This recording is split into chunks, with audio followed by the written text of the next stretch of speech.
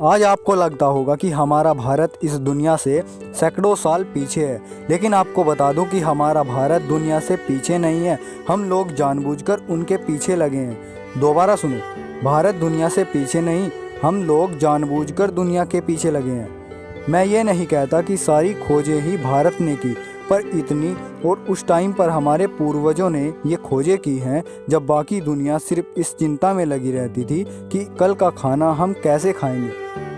पर अफसोस कि भारत के लोग उन खोजों को समेट ही नहीं सके और उन्हें अपने नाम ही नहीं करा सके, और उन्हें या तो विदेशी चुरा कर ले गए या उन्होंने भारत के बाद वे खोजें कर ली। तो आज की इस वीडियो में हम बात करेंगे ऐसी ही 5 खोजों की जो समय के साथ साथ धुंधली हो गई। इनमें पहली खोज है पाइथागोरस प्रमेय। अगर आपसे पूछा जाए कि पाइथागोरस प्रमेय की खोज किसने की थी, तो आपका जवाब यही होगा कि पाइथागोरस प्रमेय की खोज पाइथागोरस ने की। पर आपको बता दें कि इस प्रमेय की खोज हमारे वैदिक ऋषि बोधायन ने पाइथागोरस से लगभग 250 साल पहले ही कर दी थी।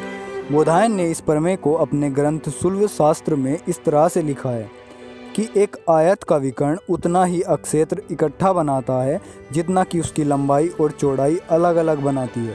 यानी किसी आयत की डायगोनल लाइन से बना एरिया उसकी लंबाई और चौड़ाई द्वारा अलग अलग किए एरिया के योग के बराबर होता है।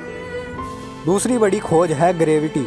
स्कूल की किताबों में पढ़ाया जाता है कि ग्रेविटी को न्यूटन ने खोजा था।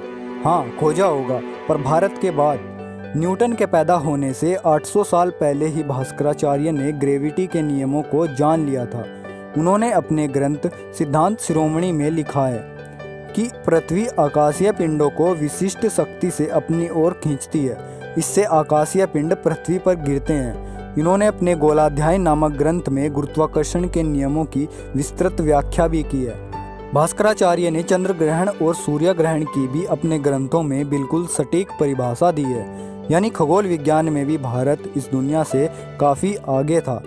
इनके द्वारा लिखे गए ग्रंथों का अनुवाद कई विदेशी भाषाओं में हो चुका है। तीसरी बड़ी खोज है प्लास्टिक सर्जरी। मॉडर्न साइंस केवल 400 साल पहले ही प्लास्टिक सर्जरी करने लगा है, लेकिन भारत के प्राचीन आचार्य सुश्रुत ने यह कारनामा 2600 साल पहले ही कर दिखाया था। ये अपने ऑपरेशन में 125 से ज़्यादा यंत्रों का प्रयोग करते थे, इसलिए इन्हें फादर ऑफ सर्जरी भी कहा जाता है। इनको प्रेगनेंसी, मोतियाबिंद, कृत्रिम अंग लगाना, पथरी का इलाज आदि कई जटिल क्रियाओं का ज्ञान था। इनके ग्रंथों का कई विदेशी भाषाओं में अनुवाद हो चुका है। इस तरह पूरी दुनिया ने इनकी खोजों का भरपूर लाभ उठाया, सिर्फ भारत को छोड़कर। चलिए अब बात करते हैं चौथी खोज की। पूरी दुनिया मानती है कि पृथ्वी और सूर्य के संबंधों के बारे में सबसे पहले बताने वाला इंसान निकोलस कोपरनिकस था। पर भारत के महान खगोल वैज्ञानिक ने कोपरनिकस से हजारों साल पहले ही ये खोजें कर ली थी। उन्होंने बताया कि पृथ्वी अपनी धुरी पर घूमते हुए सूर्य के चक्कर काटती है और बाकी ग्रह अलग अलग दूरी पर रहकर ही सूर्य की परिक्रमा करते हैं।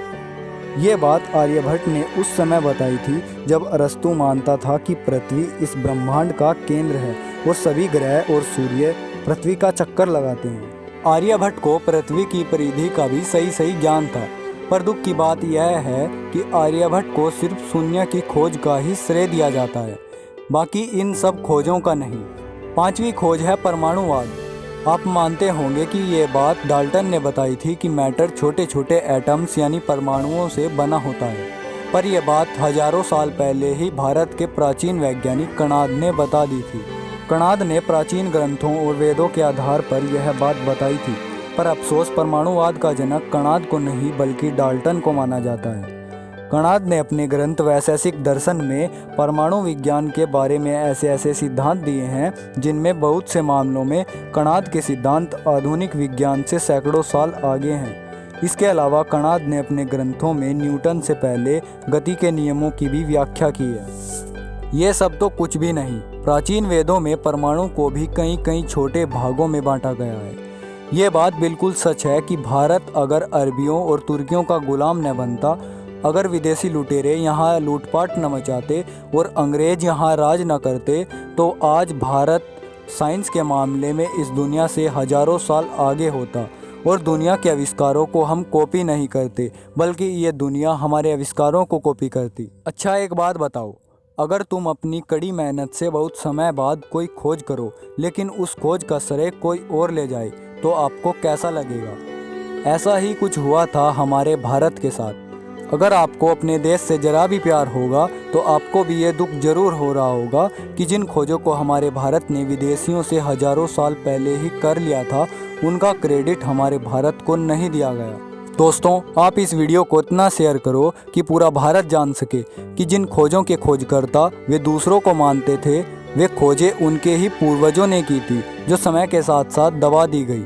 और ऐसी ही रहस्यमयी जानकारियों के लिए आप हमारा चैनल सब्सक्राइब कर सकते हो और बेल आइकन ऑन करके हमारी सारी नॉलेजेबल वीडियोज़ के नोटिफिकेशन सबसे पहले पा सकते हो। Thanks for watching this video.